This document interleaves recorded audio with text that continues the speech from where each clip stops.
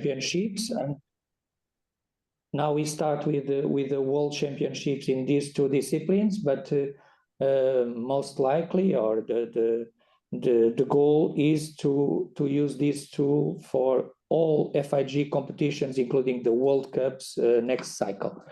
I leave the floor to, I don't know if any of my colleagues want to say something. That's okay. That's okay.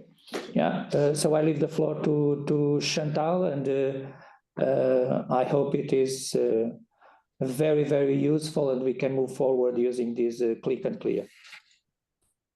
Yeah, great. Well, thank you very much for having us with you today. We will be spending this session going through music licensing, a little bit of education around that, as well as education on how to use the verification system for your upcoming competitions. I believe that the link will be sent out by FIG for music submission after this webinar. So I know we have had some questions about where the link is. It hasn't been sent out yet, but more information will be coming. And this session is being recorded so that you can come back and review it at a later stage. We also have a fairly comprehensive how-to guide for using the system if you do need to review that again as well. But we will be sending this video to FIG, who will be able to share that accordingly. I will continue to let people in as they're waiting in the waiting room, but I will pass over to my colleague David Walsh, who will be taking us through a little bit of music education, and we'll be talking through all of this process. If I can please ask that you keep yourselves on mute, and if you do have questions, please feel free to add them to the chat. We will be answering questions at the end, and we can also, if you just want to raise your hand at the end as well and come on camera and unmute yourself, then you can also ask a question that way as well. But we will try our best to save those questions for the end. Okay, I think that was everything that I had to say. Very good. Do you just want to very quickly introduce yourself, Chantal? I'll do the Yes. same, and then we'll take it from here. Yes, sounds good. So quick introduction. My name is Chantal, and I'm the founder of ClicknClear. The reason why I started the company was actually because cheerleading suffered a lawsuit a number of years ago for copyright infringement, doing very similar things to the way that gymnastics uses music as well. I used to work in music licensing for a company that was owned by Peter Gabriel from Genesis, a band some of you may well know. And we were licensing music into online and digital media. So I was working with online sports channels like Copa 90, Global Cycling Network, Whistle Sports, but also Spotify shows and other things. I am a world champion cheerleader, so I've competed at world championship level of sport. I am also heavily involved in growing disability inclusive cheerleading around the world. I've helped about 18 different countries, national federations in cheerleading, start their own inclusive cheerleading teams and bringing some of those to the world championships as well. But I really started ClicknClear because when cheerleading got sued, there was no solution for them to quickly and easily license music. And music licensing is very complicated, as we'll explain a little bit more about that as we go through this session. So really here to help solve this massive issue so that sports like gymnastics and figure skating and many others can use music legally. Dave? Okay. So my name's David Walsh. I've been working with Chantal for several years now. I've got a fairly long career, most of it in intellectual property licensing, first of all in the electronics industry, then in the video game industry, and now in the music industry. And my role at ClicknClear typically would be talking to some larger music rights holders that we have, and also liaising with our sports organizations that we work with as well. So I'm just going to take us from here for a little while. The first question that we said we were going to answer is, why should we license music? And the very short answer is that it's the law. So there are copyright laws in pretty much every country in the world. Although there are one or two minor variations, basically they all say the same thing, that if you create something, you own it, and people have to ask your permission and typically get a license from you to use it. Without proper licensing, you risk financial and actually potentially criminal penalties.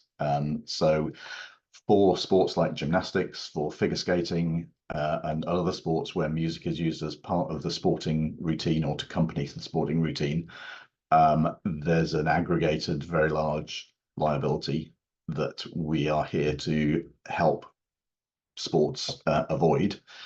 And there's also a positive side of the answer to the question of why license music, was it actually helps grow the sport. If in this online world, if you can exploit the video clips of the amazing routines that people do in the sport with the music, because we have got situations in several sports where clips are shared without music because of copyright licensing issues.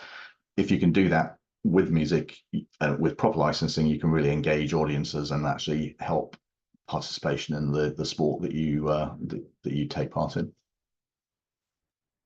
Dave, just before you go on, I think the FIAG team raised their hands. Just wanted to pass on to them quickly.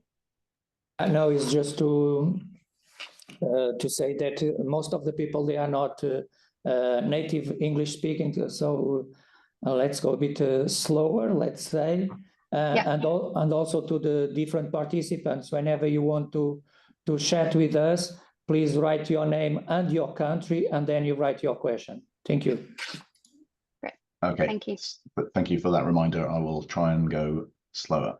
You are going okay. You are going okay, David. Thank you. Okay, thanks. So why license music? The risk management side of it is it's the law. The positive side of it, it helps you grow the sport. We're going to take a little detour now into music copyright awareness.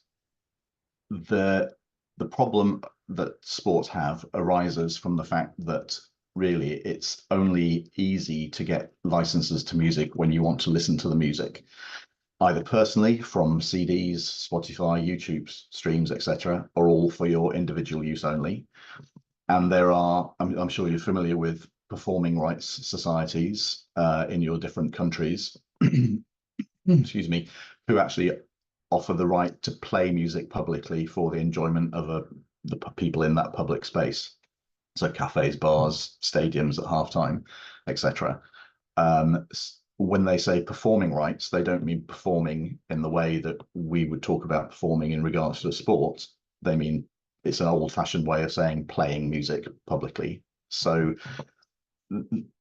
we'll see what sports require many different specialist music rights, as we go on to explain, but there have been lawsuits for music copyright infringement, as Chantal explained, with cheerleading, which caused her to understand how she could solve the problem and start the company. And also figure skating suffered a lawsuit following the Winter Olympics in 2022 in Beijing. So let's look at the rights or the needs that you have of music in your sports that aren't satisfied by the easily available ways of getting music licenses. So first of all, we always think about the uses of music and who is using the music. So the first thing when you're making your accompaniment or your mix or your medley to accompany the routine, either the performers themselves or if there's a music producer who's making the mix for them, they need the rights to edit and adapt an existing song.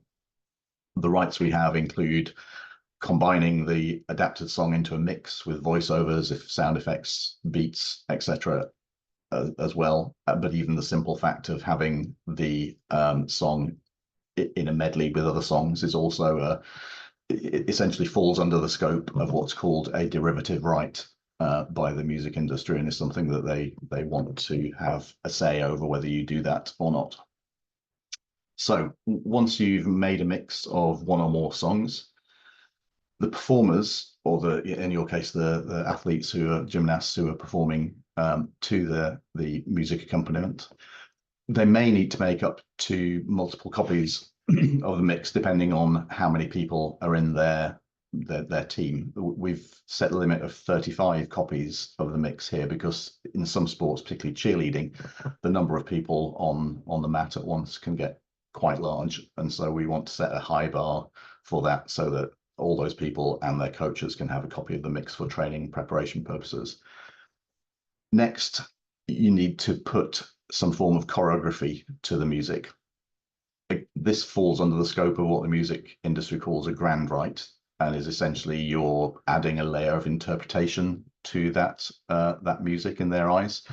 And so that's a right that they need to again have control over. And once you've got all those things, you can accompany the performance of the routine, use the music to accompany the performance of the routine. One other common thing that people want to do, of course, with their routines is take videos and upload to social media. Now, social media is for individual, it's a user-generated content platform, so it's for individuals to share their own personal content on the platform. The majority of our rights holders, the vast majority, are very happy for you to use your licensed mix in non-commercial social media posts, but they'll choose to monetize that content rather than issue takedown notices. But that can't be 100% guaranteed. But there's no penalty for you doing that. All that will happen is you could get the sound muted on your video. If, however, you want to use your routine video commercially, say to exploit, to promote an event or a gym that you're part of, you would need what the music industry calls a sync license, a synchronization license, and we can offer those as well. But the message is that basically any use of music really needs the permission of the owners of that music. So moving away now from the people making the music and the people performing to the music, there are also people that organize competitions and administer the sport, like federations want to promote the sport. So the uses of music that they make, of course, the first one we've already covered, which is playing music in a public venue, whether that's physical or online, which is obtained via a collecting society. That these entities called collecting societies have the exclusive right to offer those licenses, so we can't do that, and they don't offer any other licenses other than playing music in a public venue.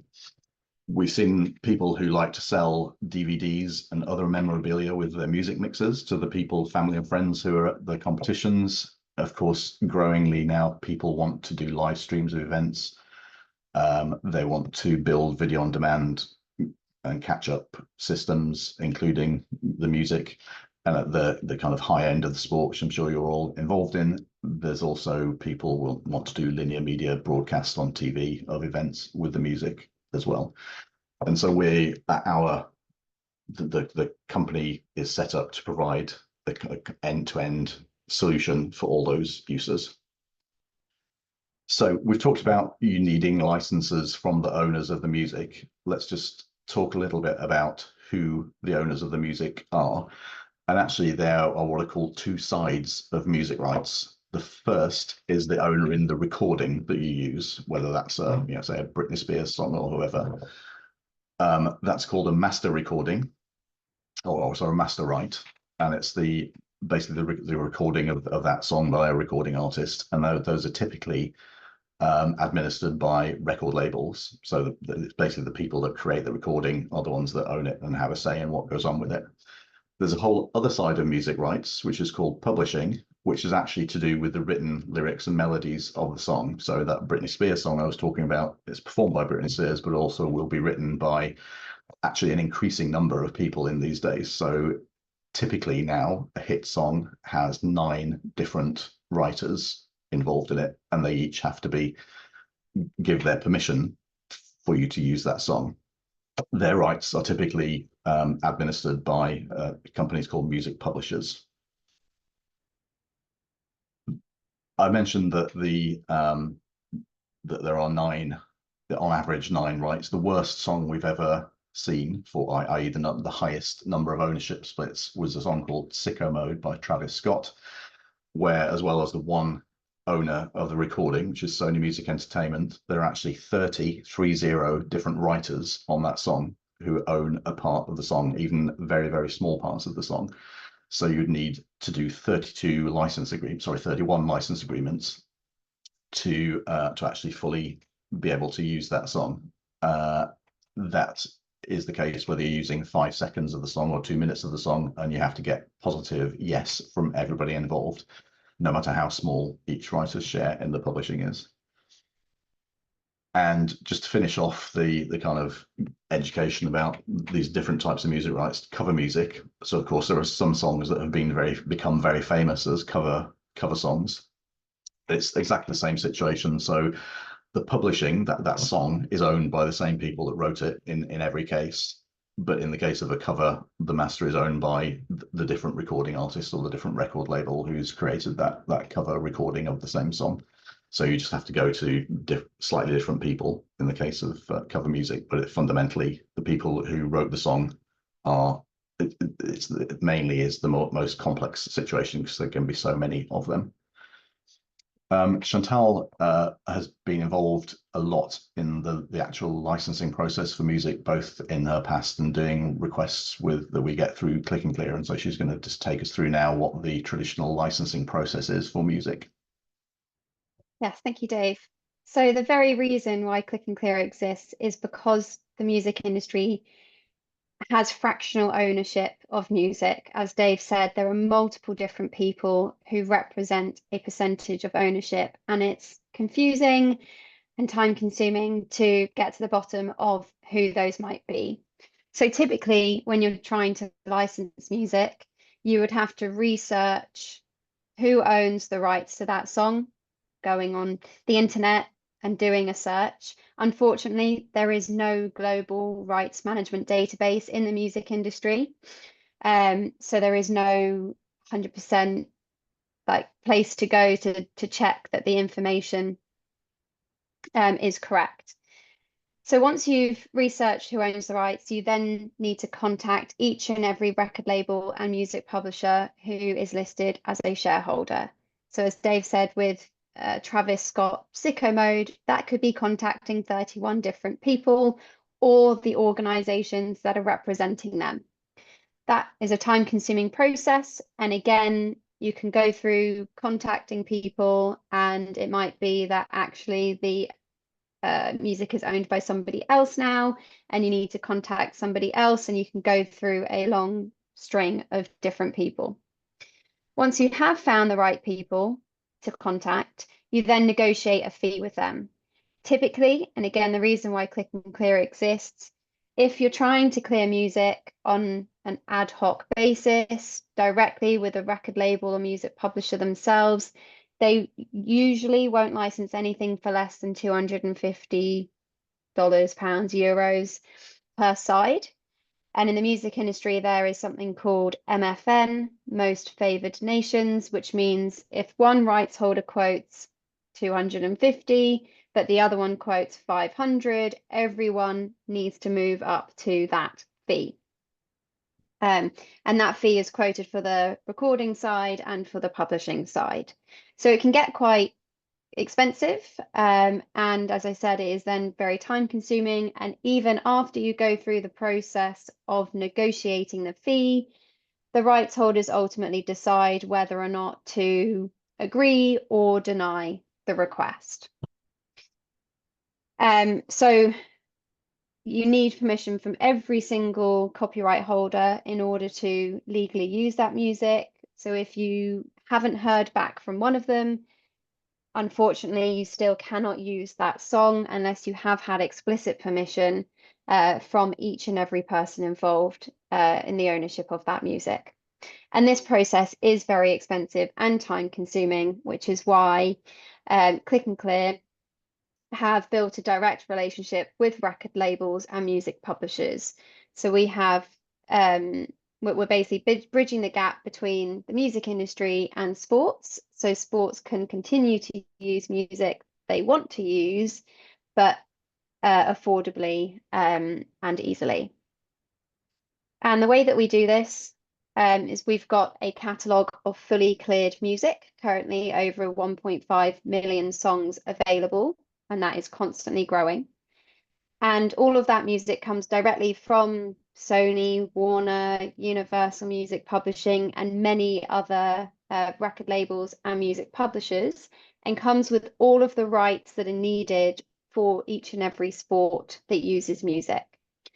We then have the online music license verification tool, which FIG mentioned earlier have been implemented for acrobatics, for artistic gymnastics, and now rhythmic gymnastics as well. The Olympics, we're using this system too, and that helps federations manage music licensing verification on a global, national, and also regional level. So national federations can implement this system for national championships and regional competitions to help eliminate legal risk, and if needed, can develop cue sheets for broadcasters and online uses. Okay, so I'm just going to jump in as well and talk about, particularly because we're talking about the license verification system, there are different ways to use music that are all legal as well. So music is subject to copyright, which is what we're talking about licensing here, but copyright does expire. And if you use music that's out of copyright or potentially has been put in the public domain by its author, so basically they've said anybody can use this for free, just go for it, that is a valid source of music. However, the music industry is always trying to push the boundaries of the times that it's both on the recording and the songwriting side that music is in copyright for, and there's the library of public domain works. So it is very important that you do your research on that before you commit to using out of copyright music. You also, of course, could use music, bespoke music, with music that's been made custom for you. Work by an artist or a composer that's specifically created for you to accompany your routine. In that case, again, that's absolutely fine as long as they're happy with you using that work. That's good. There's also a class of music called production music, which is music that's targeted specifically at things like film and TV in a production library, and that tends to be lower cost music. So we actually have a selection of production music tracks on our website, which is typically licensed for $10 per track, compared to the $25 per track we would charge for a commercially released artist's music. And then, of course, commercially released music is the other thing that we're mainly talking about here. You can use that. You can go and do the process Chantal just described.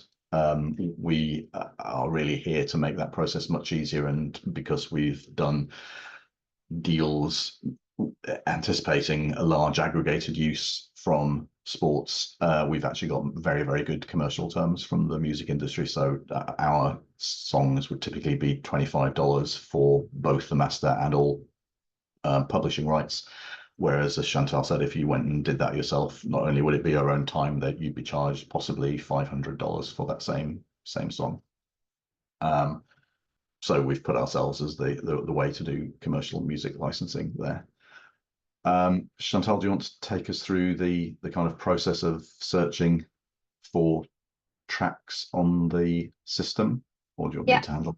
Yeah. So we will do a brief demo of this in a minute, but when you go on to ClicknClear, you can search for music on fig.clicknclear.com. You can add songs to your cart, pay by card, and the license agreements are received instantly, as well as the download for the audio. So you can go away, and if you want to edit that music with other pieces of music, you can. Otherwise, you can use that track to accompany your routine. Thanks. Yeah. And I think we've covered this already, but just to highlight where we're up to with our music, we have deals with well over 1,000 labels and publishers. We've got 1.5 million tracks live of all different types of genres. That's going to grow significantly, like probably double, if not more, before the end of this calendar year. And all those tracks are pre-cleared with all the rights that you need. And then on the sports organization side of things, we of course are working with FIG, working with the International Skating Union. Our music verification system was used at the recent Paris 2024 Olympics, and we work with all sorts of other sporting and performance arts administration and associations, as well as video on demand channels as well. There are three parts to our technology. It's a very sort of tech-enabled system that we have. So the first problem that we need to solve, as you can imagine, with all this information about different writers, songwriters, and different songs that are coming into us, we need something called what we call a rights management database, which is a bit of software which takes all this data that we get from rights holders. We've got well over 30 million copyrights that's handled by the system, that's constantly matching the data to see whether we've got a full set of publishing rights for a particular track. When that match is completed, we upload that music onto the next part of our technology, which is the licensing platform, which is basically a marketplace that lets you search for the type of music you want, either, which we'll see demonstrated in a second, but also, more importantly, instantly license that music with all those rights that you need, the adaptation rights, the choreography rights, etc., for between $10 to $25 per track, per routine, essentially, for 1 year. The third and final part of the technology is this license verification system, which you're all being asked to use now, which is where participants upload their music and they upload their licenses. The system automatically recognizes the music that's being used. It automatically reads the license agreements and cross-checks the two, so that the people organizing the events and competitions can be sure that the music has been licensed correctly. So Chantal is now going to take us very quickly through the music licensing process. So I'm going to stop my sharing and you're going to take over, Chantal, yeah? Yeah. Okay. Share my screen, you should be able to see that. Get a thumbs up. Yeah. So this is just our demo platform. It does not highlight the amount of music we actually have, but looks exactly the same. I just want to take you through the whole process when licensing music. So we have featured artists, featured tracks, featured playlists to help with your selection process. You can also search for songs by typing songs in here. And then you can play the music and also add them to the cart. You can filter by different territories, so that's the countries in which the music is available to license in. Different people might own it in different countries. So this world indicator will provide you with a bit more information as to which songs the music is available in. You can filter by price tier, genre, moods, the year, the BPM, and various different things. In order to go through the licensing process, you can just add the song to your cart. We will just select a couple of songs here. Then you go to your checkout, you enter in your name, or the performer name, the athlete name. If you are working with a music producer, you can add in the name there. Just put in my own details. The business or organization, so that might be the federation or the gym that they're connected to. We're going to just include the US as the territory in which we need the license. We're getting 3 tracks here. We go to review and pay. Then here you'll be able to get a preview of the license agreement, so you can review and read that. We have a detailed section which just gives an overview of the license, and then of course you can dig into more of the details. And you can pay by card or pay by invoice. I will just complete a quick view here of this is fake information, so don't worry, you can't be stealing my credit card information. We just go ahead, pay for this license. I do not want to add this fake card to my wallet. Wouldn't that be nice? All the money in the world. So we go ahead, that payment is now successful. You can go ahead to view your license, download your agreement, and then you can download your audio files here as well. If you need to add somebody else to the license, who's managing it, then you can do that here. You can also amend the license and add different countries. So if you're competing in your home country, but you find out a little bit later in the season that actually you're going to be going and competing in another country, then you can add that at a later stage, or you can license music for all available countries to begin with. So that is very quickly the licensing process. Very simple, takes a matter of a few minutes. So back over to Dave, we're going to go through the verification system next. Okay, thanks. You're going to stop sharing? Yeah. Yeah. Perfect. Very good. So obviously we've talked about the different ways that music can be part of your routine, whether it's commercially licensed, whether it's production music, if it's been created especially for you, or you're using music that's out of copyright. And that's great. And everybody would thank you for using copyrighted music. The big problem that people like FIG have and national federations have is how do you actually manage that process? They say it's all very well being told that they have to license music, but how on earth can you check?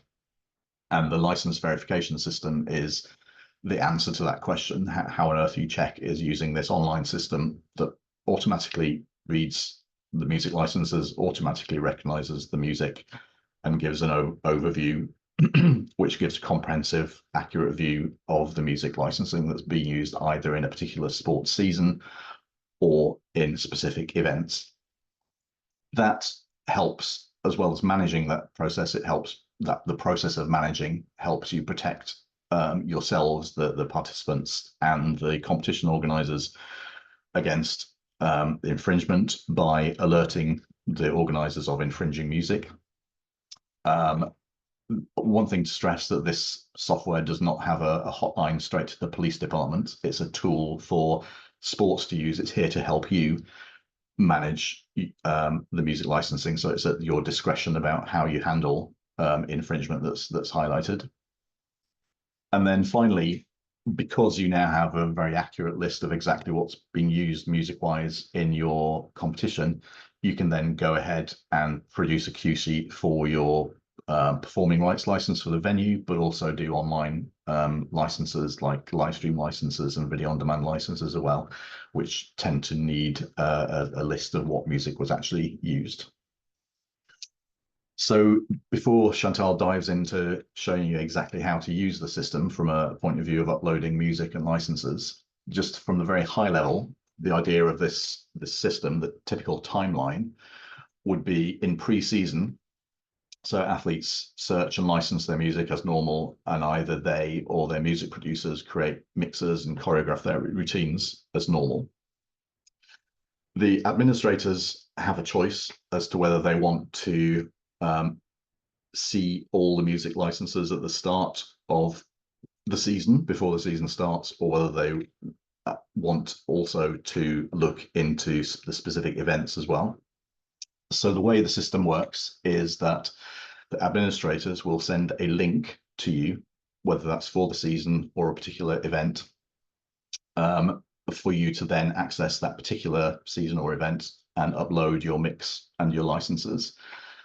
Tracks are ID'd, licenses cross-checked, and in the case of a season, that allows the administrators to get an overview of the season's music and the licensing situation of it before the season actually kicks off. Optionally, as I say, during the season, or actually, I think FAG may want to go straight to this this option. You can have events either added to the season or standalone events. The process is very similar, where a link is sent, you upload the music and the licenses, and the system checks it. The difference with events in the system is that you can also use the software when it's in an event situation to actually generate the cue sheets, as I've said, for what music is actually being used. And also, if you want, it will run playback. I know FIG have used this successfully at several world championships now, playing back the actual athlete's music, and it avoids confusion of uploading files. So basically everything and all the music is in one place that people can access in a robust and safe way. And then, that process would continue for all the different events in a particular season.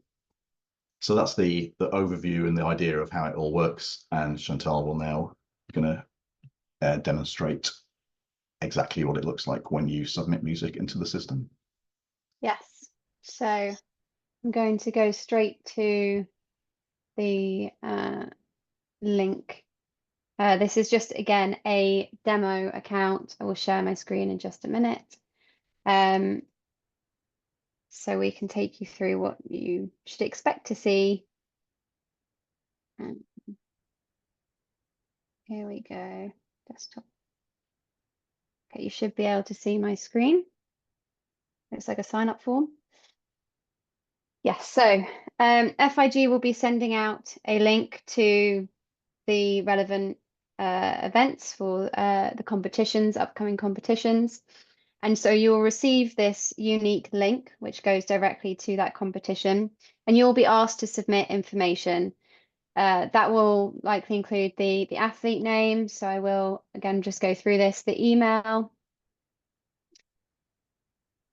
the division, if there is a division or an apparatus or whatever it might be. You may be asked for the country code. You may be asked additional questions outside of this.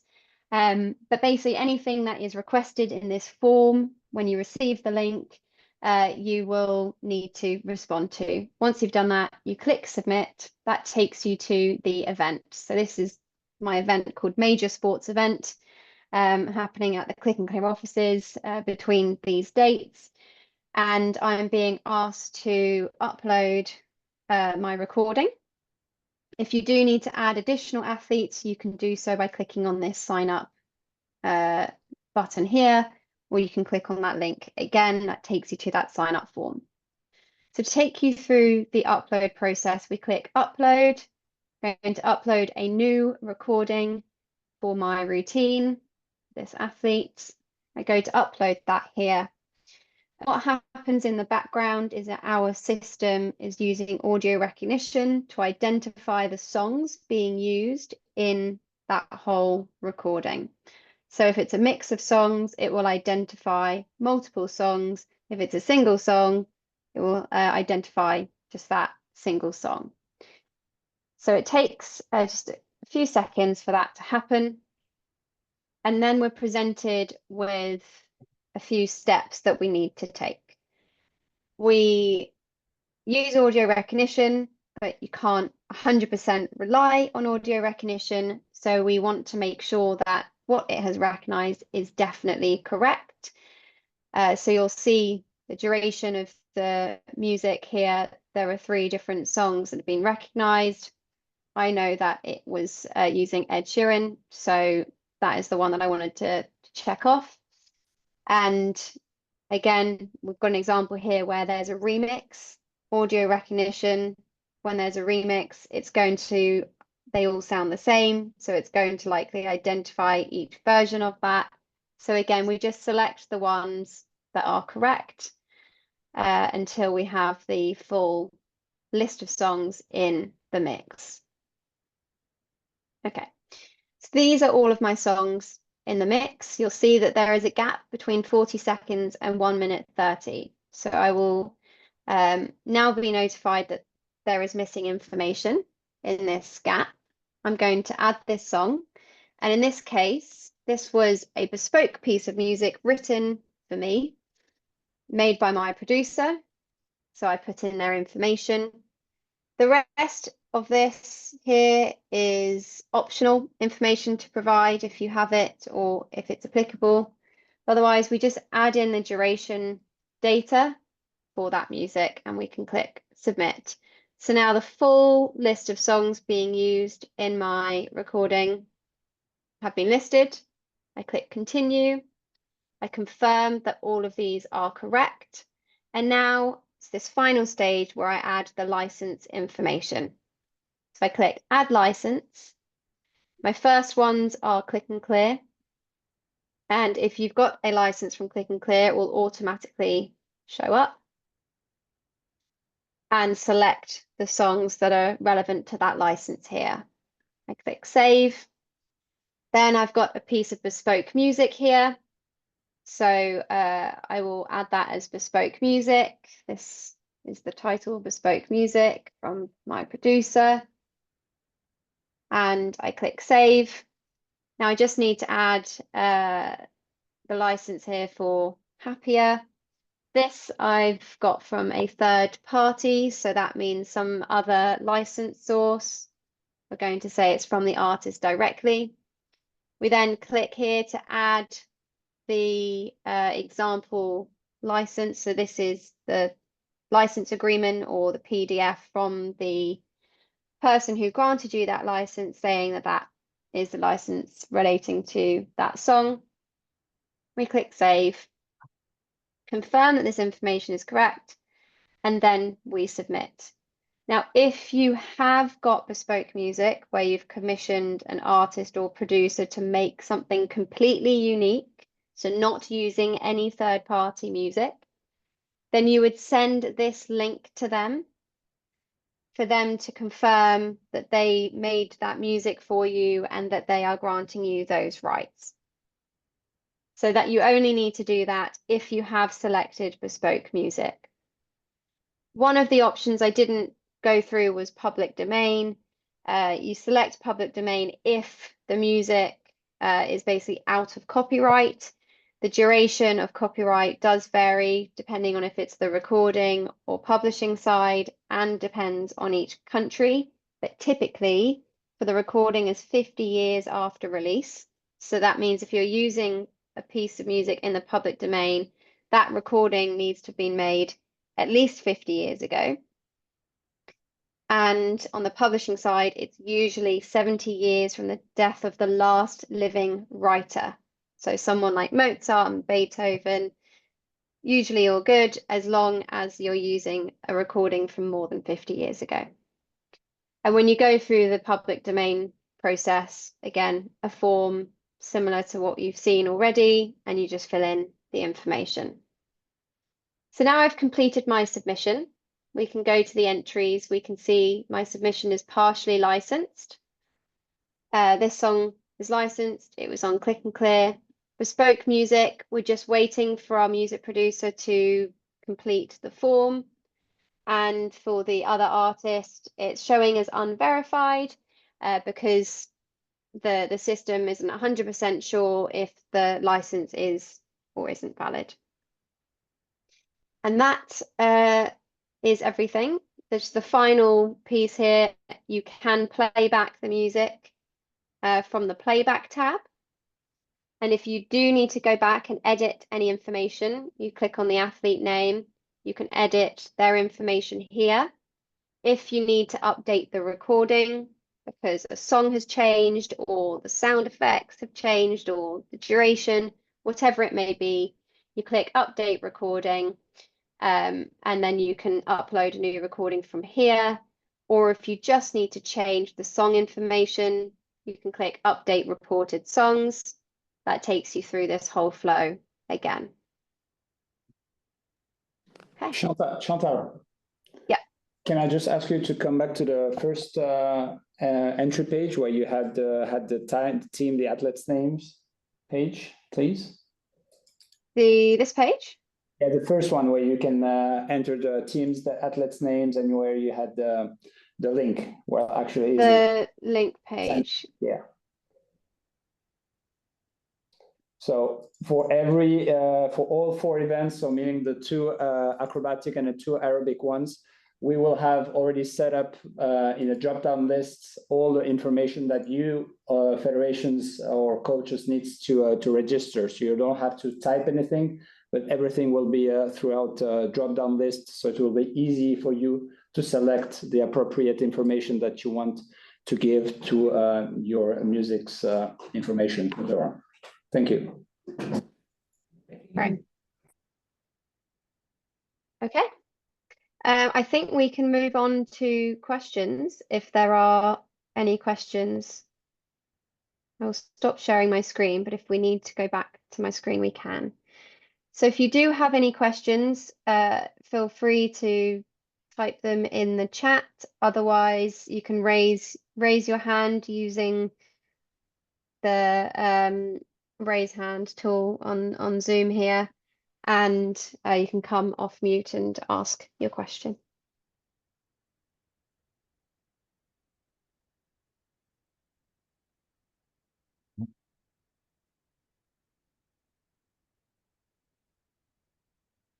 What do we do if music is not available on ClicknClear? Yes, thank you, Ian. I did forget to mention that.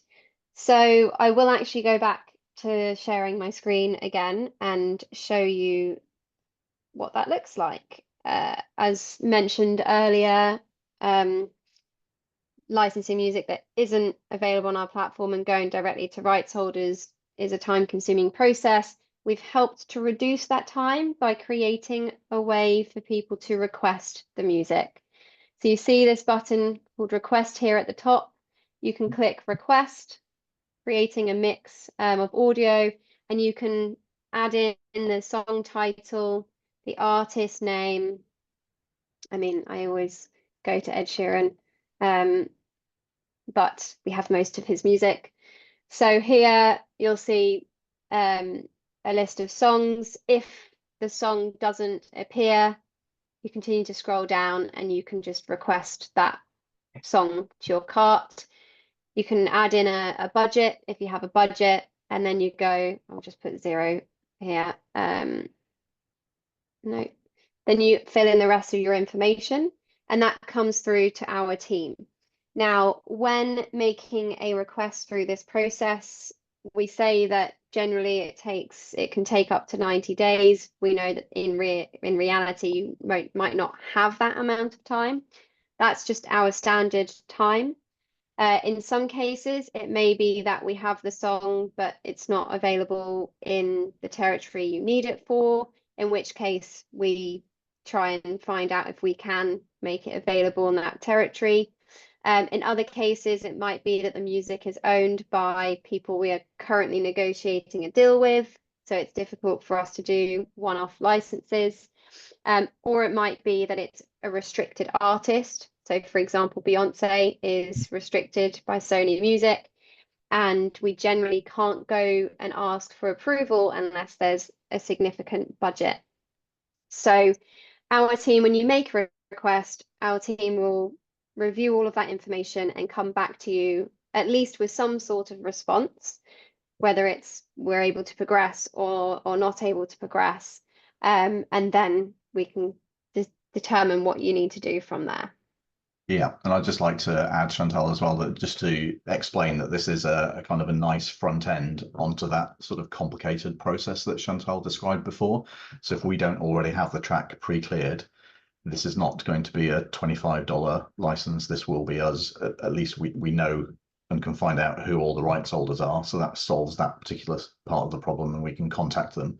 But it's still subject to them saying how much they want for you to use the music and whether they actually will allow you to do that or not as well, and all the time taken. So it can still be very expensive. And we've had some sort of horror stories of people charging sort of $3,000 to use a track, haven't we? So and more, 5,000, 7,000. So and occasionally we have had denials as well. Yeah, so I think obviously everybody understands this. You have to start doing this somewhere, and at the start, you know, you may be using already committed to using music that you don't have licenses for. We are very happy to help get those licenses. In future, as this becomes a more regular operation, we would really strongly recommend, just for cost reasons alone, really just that you use music that is available on our platform, because we do have a lot of really good music in many different genres, and it's growing all the time. So that's the kind of philosophy there. Okay. I can see that Bernardo's hand is up, so we'll go to Bernardo next, and then I'll go back to the chat. Okay, hello everyone. We go to organize in Portugal the next World Championship in acrobatics, and sometimes I miss some part of the webinar because of an internet connection. And just to make sure, the link for the delegations upload the musics is sent by ClicknClear or is by the organizing committee? FIG, I think that's. Yeah, hello, Bernardo. It's actually from the FIG office, which those links will be sent shortly after this webinar. Okay. And the responsibility to upload the musics is from the delegation? Correct. Okay. Thank you. Okay, no worries. I have another question from the chat here. We compete in 5 weeks and the majority of the music is not on the list. So I think, Dave, you sort of answered that one already. We know you may be stuck on short time constraints and the music may not be available on the list. I'm not sure, FIG, if you have a kind of standard response in terms of how to handle music when it's unlicensed at this point in time, but certainly from our side, we understand this is a process, and over time, you know, when you're starting to search for music, that you look for music from licensable sources. Yeah, I don't know if I just do to have something. add to that as well, Chantal. I think we do have an option which we would need to talk to FIG about whether they want to add this option to have a something called a pending license, which really addresses this situation where you don't have the licenses yet but are trying to get them. And that can be added to those list of 4 license types: the ClicknClear, the bespoke, the public domain, the other, and there'd be a pending license as well, which signals that you acknowledge that you don't have the music, but you're in the process of getting it. But that's something I think we need to talk with FIG about, whether they want to add that. It is very, very, very, very simple to add that to the list of licenses. But it lets you submit the music, so the music is in the system, but then sort out the licenses a little later on. Yeah. So we have another question here. What if we don't have any licenses? Can we buy it directly after uploading the music? So once you upload the music, if our system has identified that identified the songs and that they are available on ClicknClear, there will be a button that says license missing tracks. So yes, you can purchase the license after you've uploaded the music. And even if you make a request because it's not available on the platform and we have been able to make it available for you, you can go back to your submission and edit the license source at any time to then provide the license information. Yeah, and again, that just to emphasize that pending licensing, if we do that, that's a way of handling that as well. It lets the system carry on whilst you get the license as well. Yeah. What would happen if part of the music mix is not licensed or can't be licensed? Can we still use the music during the World Championships? Yeah, I think there are 3 questions which basically all touch on exactly the same thing, Chantal, which is which I think is probably something that we'd need FIG to decide what they want to do in this situation, where if part of the music mix isn't licensed or they're very close to the event, the first event, certainly a license isn't available. And are you expected to have licenses for the WAGC in 3 weeks' time? And we've already got music cut, etc. What's the, it would be for the FIG to provide guidance on that, I think. Yes. But just so what we have done with other sports, especially because when this system is implemented for a new discipline or a new sport that we're working with, there's never a best time to do it. So often there are situations where people have already edited and chosen their music, even for something like the Olympic Games. And so what we've done with most of these sports is they've allowed that music to be used, but at your own risk.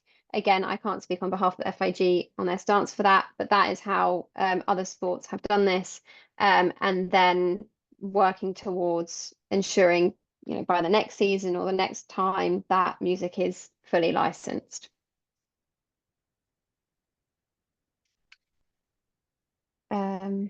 Okay. Another question here. What about when I have Apple Music account and pay for it? Do you need to buy from ClicknClear again?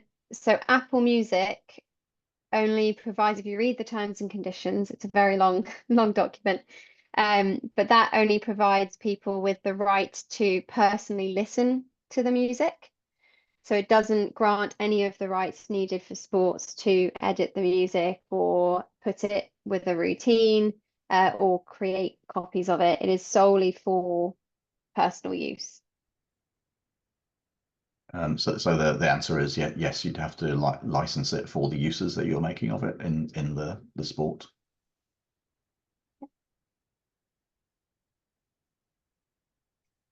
I've got another direct question to myself.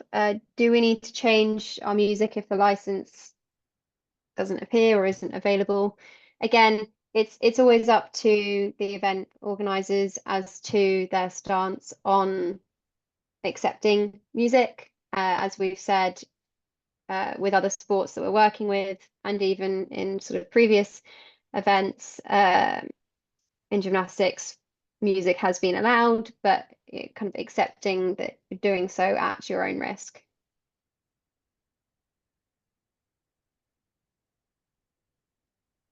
Okay. Are there any other questions?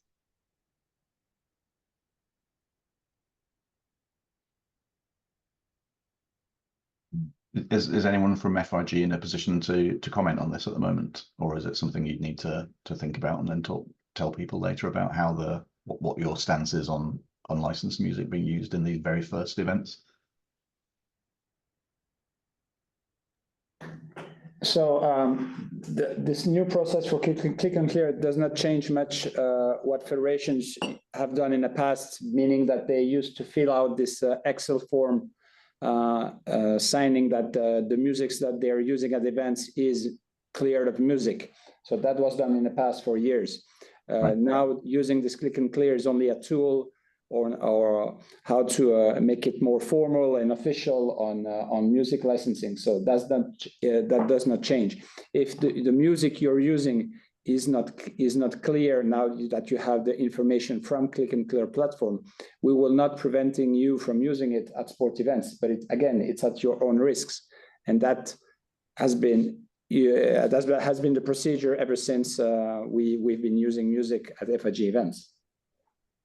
Okay, thank you. Yeah. Thank you for that. I have got a couple more questions. Do we have to pay for a license for each track for each country? For instance, for every country of the World Cup. So if you are competing in multiple countries, yes, you need a license for each of the countries. After 3 countries, the price doesn't increase. So if you're going to be competing in 3 countries or more, the maximum amount is $75. There are discounts based on certain countries as well. And then our lower or cheaper tracks are $30 for all available countries. And you can use the price tier filter on the platform and select all of the territories to find music that is available for all of the countries in which you might be competing in. Yeah. And then another question on the chat is, once we have a license with ClicknClear with the original song, can we edit the original song with adding some sound effects, background beats, etc. over to the original music? And the answer to that is nice and simple. Yes, you can do that.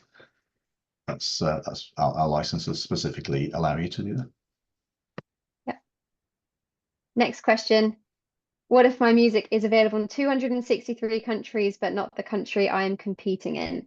I would strongly recommend that you make a request to our team so our team can look into the data. It may be that it is an issue from the rights holder who sent us the data, that they didn't send us all of the correct information. That does happen, especially with rights holders we've been working with for a long time. we have had situations where we've received requests and found actually we do have this song, it just wasn't matched properly in our system, or the rights holder had failed to tell us that it was actually available in France. So we then make that fix and make it available on the system. So if we do have the majority of countries, please do make a request and our team will be able to look into that.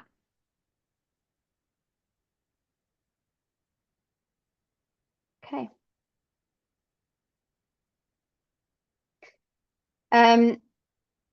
We have recorded this session. We will be sending this to FIG, and so they can share that with you, and you can review any of the information. If, of course, you do have questions that relate to kind of tech support issues in the verification process, you can contact support@clicknclear.com. And if you do have general licensing questions, you can get in touch with us as well. But otherwise, I think I can pass over to FIG if there are any more. We have just had a few more questions actually. Yeah. So the first question is, will you ban the music for the World Cup in September? For example, the music of people who edit aerobic gymnastics music. So this verification system accepts any properly licensed music, and so if those people have got licenses from the master and the publishing ownership of the song, that there's to do what they need to do, there will be no issue with it. So we're not trying to ban it, or certainly from ClicknClear's point of view, we're not trying to ban anything. We accept any legally licensed bit of music. So it really all turns on whether those people have licenses for the music or not to do what they did. Next one is, when is the deadline to submit the music in the system? What if the coach has changes a few days before the competition?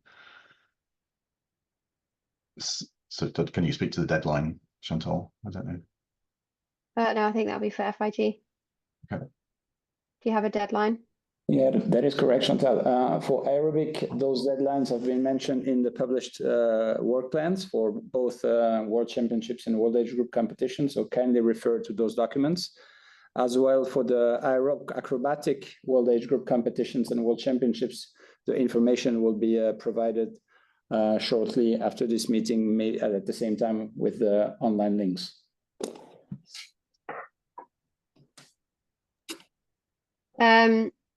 Another question, is it the federation taking the risk if music can't be licensed? I mean, ultimately it's the athlete, but if you're also representing that athlete if that athlete is representing the country, for example, Team England, something like that, then the federation is involved in that. So it's best to check with the athletes that they have definitely got the licenses they need and covering, making your best efforts to license the music. Yeah, and typically when somebody makes a complaint like that, they'll basically, no matter what disclaimers people have, they will just sue everybody in the chain. Which is unfortunately what happened with figure skating. Yeah. And then another question is, what happens with people using Beyonce songs for the World Championships in September? It's entirely, if they're licensed, that's great. If not, they're not licensed. You know, you can kind of see the control people have over this with the US presidential election, where the vice president is now walking out to a Beyonce song, Freedom. She has, you know, famously, Beyonce has granted permission to do that. So it depends if you know, Beyonce's music publisher and record label have given the license to that, or you know Beyonce personally and she said it's okay, and there's a bit of paper to say that, that's fine. If not, it's just like any other song that may not be licensed. Okay, I think we can probably finish there for today's webinar. Thank you very much for having us, and thank you, FIG, for the opportunity to deliver this webinar today.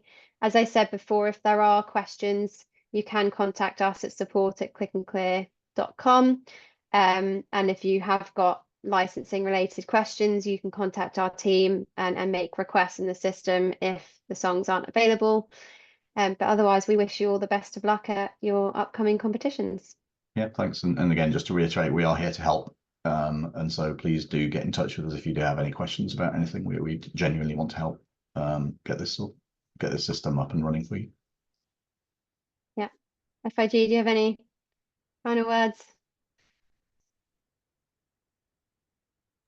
Well, thank you, Chantal and David, for introducing your system to the aerobic and acrobatic community, and we're sure that this system will work. And thank you for providing some help for our people. Thank you very much. No problem. Thank you, everyone. Have a good rest of the day. Thank you. Thank you all. Bye. Thank you.